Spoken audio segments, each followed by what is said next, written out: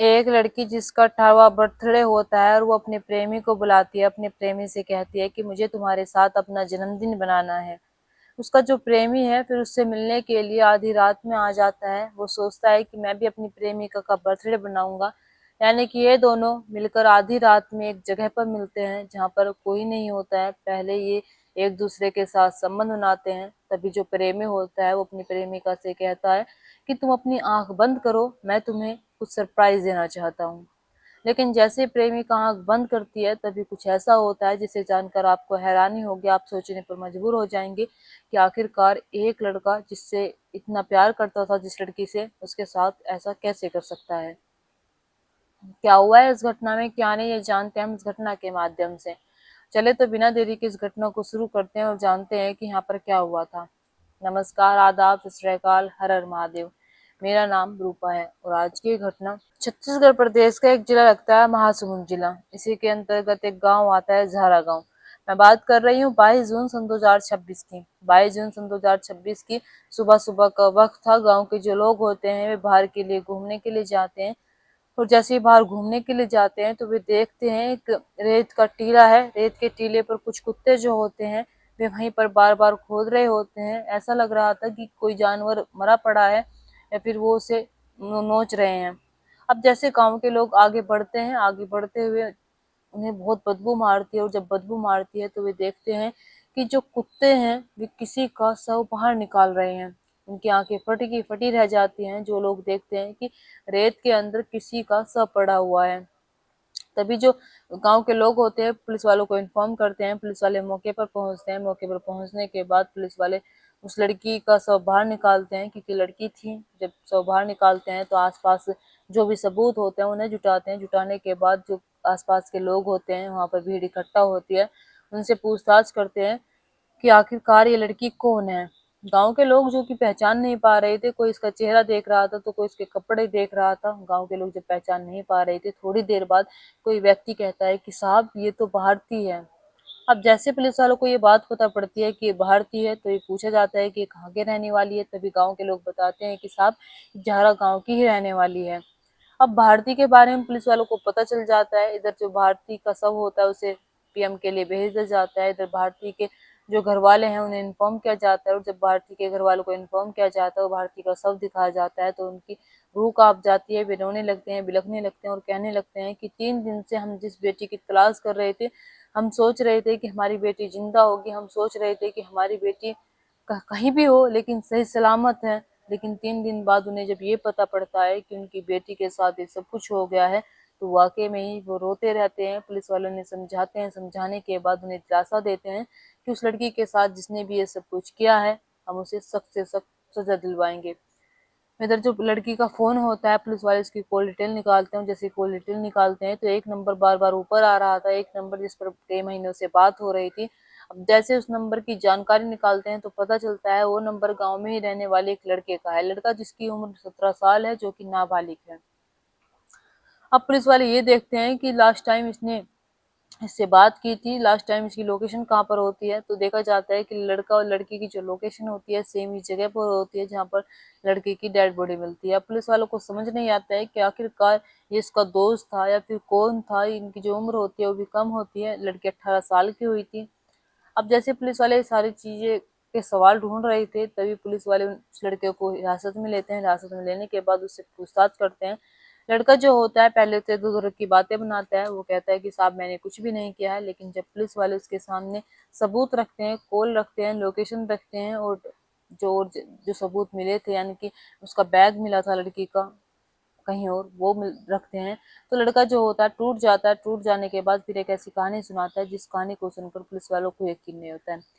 लड़का बताता है कि साहब स्कूल टाइम पर मेरी मुलाकात भारती से होती है। जब स्कूल टाइम पर हम दोनों की मुलाकात होती है तो पहले हम दोनों बहुत अच्छे दोस्त होते हैं।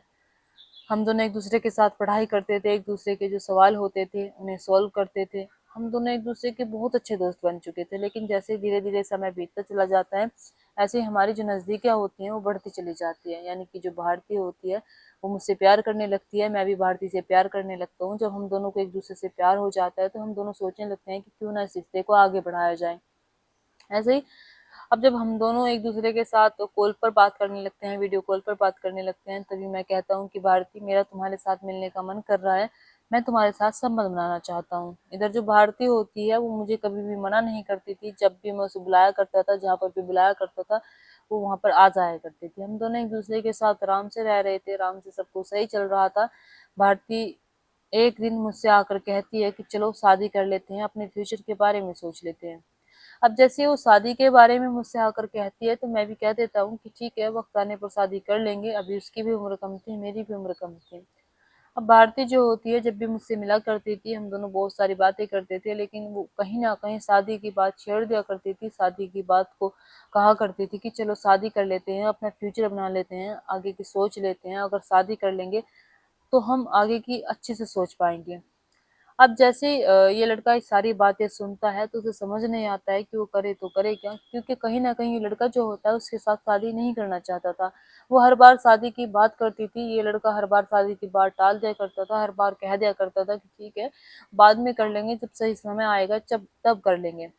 लेकिन जो लड़की होती है वो मानती ही नहीं है। दोनों एक दूसरे के साथ संबंध बना रहे थे, एक दूसरे के साथ प्यार कर रहे थे, लेकिन जो शादी है एक करना चाहता था और एक शायद नहीं करना चाहता था।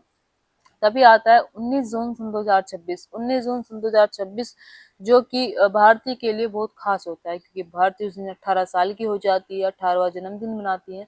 और जब 18वां जन्मदिन मनाती है तभी जो लड़का है वो उसे विश करता है, तभी भारती कहती है कि देखो मेरी भी उम्र हो गई है, और चलो एक दूसरे के साथ शादी कर लेते हैं, अपना फ्यूचर बना लेते हैं। अब जैसे भारती सारी बातें कहती है और कहती है कि मेरा आज बर्थडे भी है, तो मुझे यही गिफ्ट दे दो।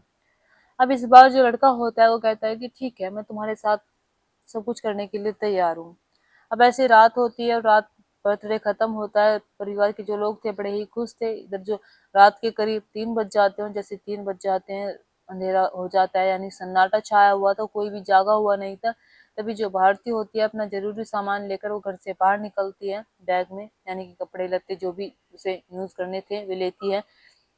लेने के बाद वो पहुंच जाती है उसी नाले के पास जहाँ पर वो लड़का पहले से खड़ा हुआ था।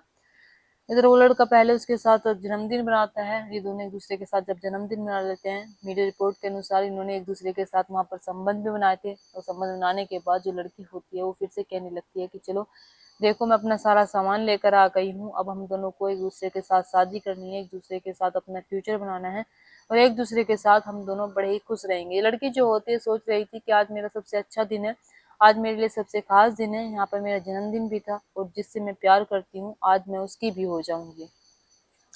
लड़का जो होता है बहुत देर तक इससे बात करता है, लड़की भी इससे बहुत देर तक बात करती है, लेकिन वो शादी की बात बार बार कर रही थी। तभी जो लड़का है वो पहले से प्लानिंग बना कर आया था, वो पहले से सोच कर आया था कि मुझे आज उसको रास्ते से हटा देना है, क्योंकि लड़का जो होता है वो शादी नहीं करना चाहता था, वो उसके साथ मजे कर रहा था, लेकिन भारती के साथ वो कभी भी शादी नहीं करना चाहता था, वो भारती को अपनाना नहीं चाहता था। लेकिन जो भारती होती है, जब उस पर बार बार दबाव बना रही थी, बार बार उससे कह रही थी कि मुझसे शादी कर लो, तो वो बेबस हो जाता है, और बेबस होकर वो हाँ कर देता है। लेकिन वो इसलिए हाँ नहीं करता है कि मुझे तुम्हारे साथ शादी करनी है, वो उसके मन में कुछ और ही चल रहा था। वो भारती से कहता है कि चलो तुम अपनी आंखें बंद करो, मैं तुम्हारे लिए कुछ गिफ्ट लेकर आया हूँ। भारती खुश हो जाती है, खुश होने के बाद कहती है कि देखो, मैं तुम्हारी गिफ्ट का बहुत बेसब्री से इंतजार कर रही हूँ। भारती आंखें बंद कर लेती है, और जैसे आंखें बंद करती है तब वो एक बड़ा सा पत्थर उठाकर लेकर आता है। पत्थर उठाकर लेकर आने के बाद वो इतनी जोर से उसके सर पर वार करता है कि भारती जो होती है मौके ही पर अपना दम तोड़ देती है। इधर जो लड़का होता है सोचने लगता है कि मैं अब क्या करूं, इसे रेत का टीला दिखाई देता है, रेत के टीले से वहीं पर उसे दफना देता है। अगर वहां पर कुत्ते उस दिन उस रेत को ना खोद रहे होते तो वाकई में ही भारती का सब और कुछ दिन वहीं पर पड़ा रहता। माँ बाप को अभी लग रहा होता कि हमारी बेटी जिंदा है, वो लापता हो गई है, लेकिन जहाँ पर भी है सही सलामत है। लेकिन माँ बाप को दूर दूर तक अंदाजा नहीं था कि जो उनकी बेटी है दुनिया को छोड़कर जा चुकी है। पुलिस वाले जैसे उस लड़के की बात सुनते हैं, लड़का बताता है कि साहब, जो उसका बैग था वही मैंने फेंका था, मैं सोच रहा था कि किसी को कुछ भी पता नहीं चलेगा। लेकिन जो पुलिस वाले हैं वे कहते हैं कि पुलिस वालों से कुछ भी नहीं छिपाया जा सकता है। वो लड़की भी जो लड़की की होती है उसे भी कहीं और फेंकता है, वो भी पुलिस वालों को बरामद हो जाती है। इधर जो लड़का है उसकी उम्र 17 साल है, तो आप सोच ही सकते हैं नाबालिग है। लेकिन नाबालिग की उम्र में पता नहीं ये ऐसे ऐसे काम क्यों कर देते हैं जो किसी की जान ले लेते हैं। पहले इसे बेपाल भेजा जाएगा शायद।